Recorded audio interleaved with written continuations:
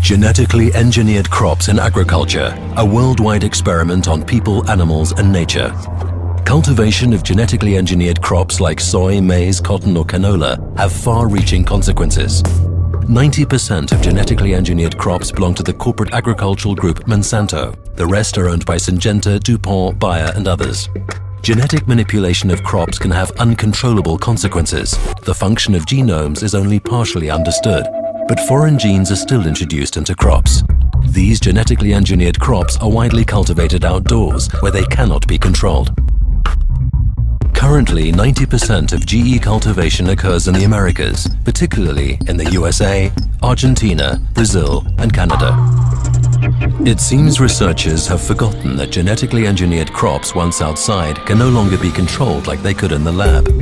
GE crops can self-replicate and pass on their new characteristics to neighboring crops, penetrating the fields of farmers who want to cultivate their crops without genetic engineering. Adverts from the genetic engineering lobby claim genetically engineered crops produce higher yields, but this marketing mantra is a complete hoax.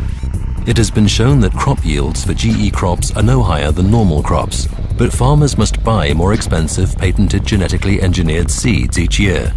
This forces them to become dependent on corporate giants.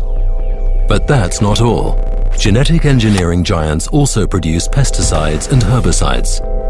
There are two characteristic traits of genetically engineered crops. They are either resistant to herbicides, in which case the genetic engineering company itself produces the suitable herbicide, or the genetically engineered crop emits an insecticide. Whether or not the crops are resistant to weed killer or give off poisonous gases, not only weeds or pests are eliminated, other beneficial field growth and some living creatures are killed as well. But nature adapts, so pests and weeds develop resistance to pesticides. And that means that increasing amounts of stronger pesticides will be used. Especially grave consequences are observed in this respect in monocultures.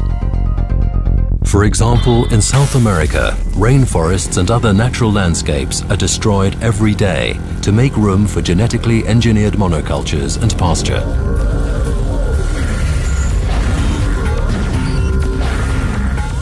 At the same time, the soil and groundwater are poisoned. On top of that, the genetic engineering lobby claims genetically engineered crops can help to reduce world hunger. Genetic engineering is not the answer.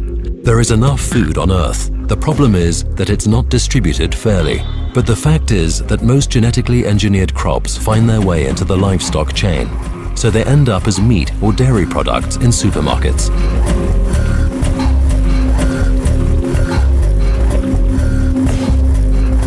Along with all the destructive effects on the environment, one last awkward question remains. How do genetically engineered crops affect humans and animals?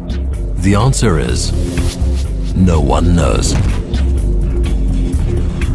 Therefore, it's important for you to carefully consider which products you buy.